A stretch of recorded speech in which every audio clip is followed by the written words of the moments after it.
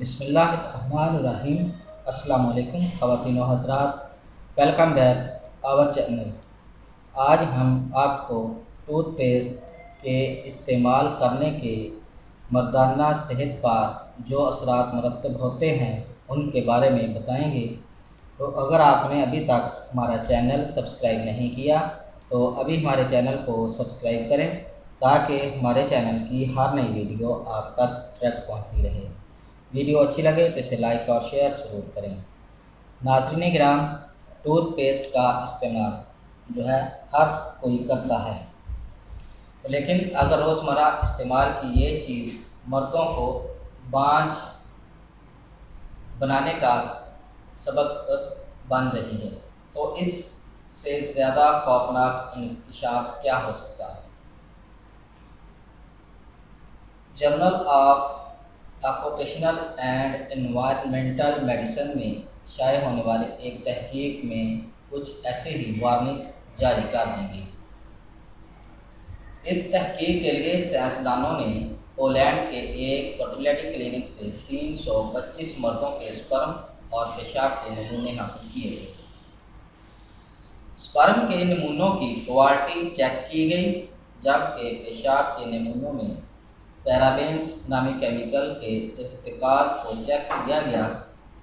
یہ chemical tooth paste اور روزمرہ استعمال کی کچھ دیگر اشیاء میں بھی پریزرویٹو کے طور پر استعمال کیا جاتا ہے۔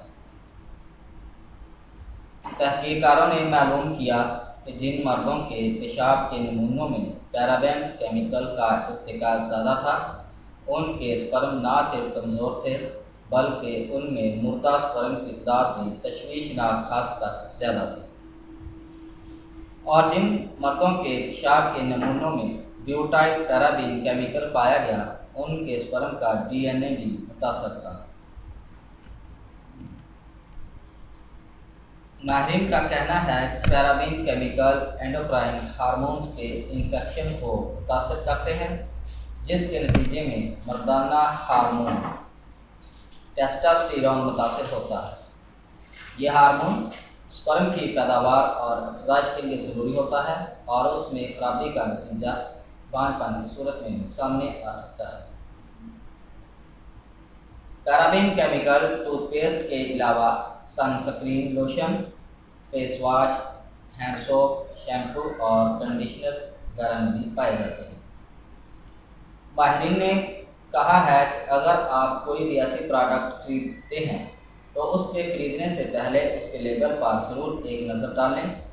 اگر اس میں بیوٹائل پیرابین، ایتھائل پیرابین، آئسو بیوٹائل پیرابین، میتھائل پیرابین یا پروپائل پیرابین نظر آئے تو اس پروڈکٹ کو خریدنے سے گریز کریں، کیونکہ یہ کیمیکل جو ہیں یہ مردانہ بانجھ پن کو بڑھانے کا بہت بڑا سبب ہے۔ امید ہے کہ آپ کو ہماری یہ ویڈیو پسند آئی ہوگی۔ ہمارے اس ویڈیو کو دیکھنے کا شکریہ۔ ہمارے چینل کو لائک اور سبسکرائب ضرور کریں۔ اللہ حافظ۔